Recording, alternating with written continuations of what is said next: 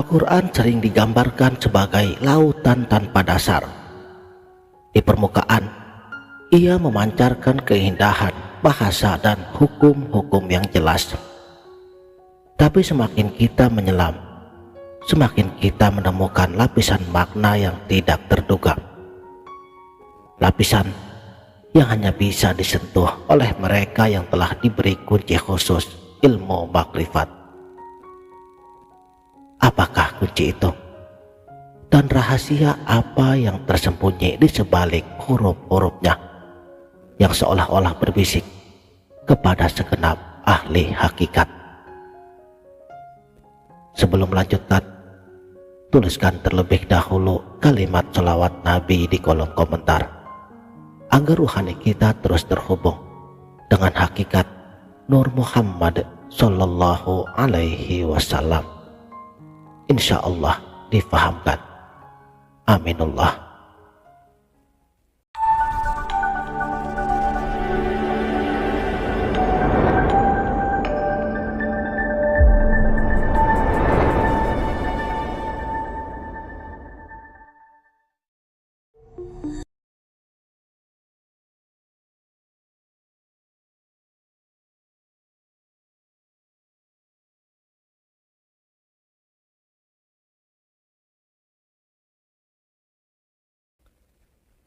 Bismillahirrahmanirrahim.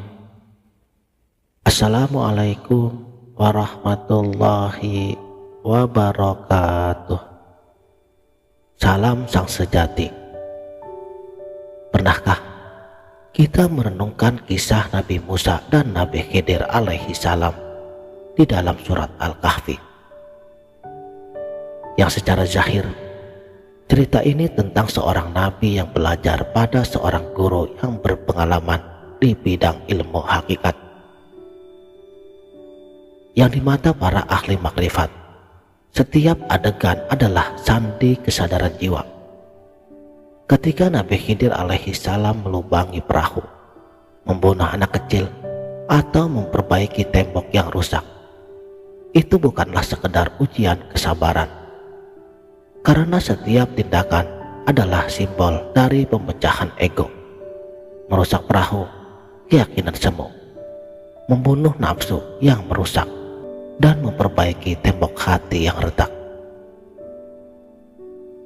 Di sini, Al-Quran tidak hanya bercerita. Ia sedang melukis peta perjalanan jiwa menuju hakikat Tuhan yang sejati. Lalu bagaimana dengan huruf-huruf terputus seperti alif lam mim atau ha mim? Bagi sebagian orang, ini misteri yang tidak terjawab. Namun dalam tradisi makrifat, huruf-huruf ini adalah denyut nadi alam semesta. Sebagaimana dengan angka 0 dan 1 yang membentuk kode digital. Alif lam mim diyakini sebagai frekuensi penciptaan, suara pertama yang menggetarkan kegelapan sebelum terciptanya cahaya.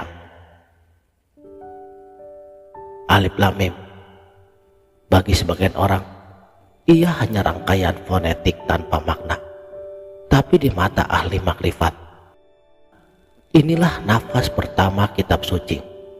Seperti 3 not dasar dalam musik semesta, mereka menciptakan harmoni yang menggetarkan langit dan bumi. Lalu apa yang didengar oleh para penyelam hakikat dari simfoni ini? Alif sebagai tiang penopang langit dan jiwa. Alif adalah huruf yang tegak lurus tanpa lekuk. Ia adalah simbol keesaan Ahad, tiang panjang yang menembus segala lapisan realitas. Yang dalam kitab Fusus Al-Hikam, Syekh Ibnu Arabi menyebut alif sebagai gerbang menuju makrifatullah. Mengapa? Karena bentuknya yang vertikal, yang mengingatkan kita pada perjalanan rohani dari bumi fisik menuju langit spiritual. Tapi hakikatnya lebih dalam daripada itu.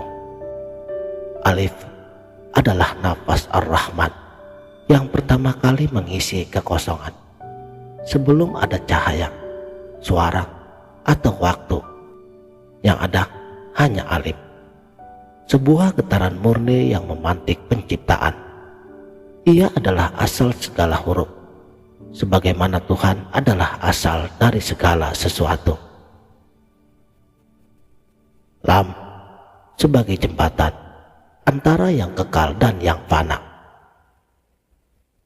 Datangnya lam, huruf yang melengkung seperti busur panah. Jika alif vertikal, lam horizontal. Ia menghubungkan aku, alif, dengan dia Allah. Yang dalam kalimat la ilaha illallah, lam adalah penegas peniadaan sekutunya. La sekaligus mengikat pengakuan illah. Di level makrifat, lam adalah jalan, proses penyucian jiwa taksiyatun nafs yang harus dilalui sebelum sampai kepada mim. Seorang sufi pada abad ke-9, ia menggambarkan lam sebagai tali yang menghubungkan perahu manusia dengan dermaga ilahi. Tanpa lam, alif hanya menjadi menara sepi dan mim tak punya makna. Selanjutnya mim, rahim tempat lahirnya kehidupan. Mim adalah huruf yang melingkar seperti rahim atau matahari terbit, yang dalam tradisi tasawuf, mim melambangkan alam materi, dunia, sekaligus rahasia kelahiran. Bentuknya yang tertutup mencerminkan kandungan yang menyimpan potensi penciptaan. Tapi mim juga adalah huruf air, elemen kehidupan. Di sini rahasianya terungkap. Alif lam mim adalah siklus penciptaan. Alif sebagai sumber, lam sebagai proses, dan mim sebagai manifestasi. Seperti air yang mengalir dari mata air alif melalui sungai lam hingga sampai ke laut mim. Ketika ketiganya bersatu, mereka membentuk DNA spiritual. Dalam kitab Isyarat Al-Quran, Syekh Abdul Qadir Al-Jailani, beliau mengungkapkan, alif lam mim adalah kunci surat Al-Baqarah, dan Al-Baqarah adalah kunci Al-Quran. Karena alif lam mim mengajarkan kita untuk membaca kitab suci dengan 3 mata. Mata kepala, zahir, mata hati, batin, dan mata roh, hakikat. Setiap kali kita membaca alif lam mim, seolah-olah Al-Quran sedang berbisik, jangan terpaku pada kulitnya, masukilah ke sumsum keberadaanku. Seorang guru makrifat pernah mengatakan, membaca alif lam mim tanpa bermakrifat seperti memetik senar gitar yang putus, tak ada getarannya. Agar mendengarnya, kamu harus menjadikan diri ruang gemak yang kosong dari ego, seperti ruang konser yang dirancang sempurna untuk meresonansi nada. Hati pun harus dibersihkan agar bisa merasakan getaran huruf-huruf ilahi ini.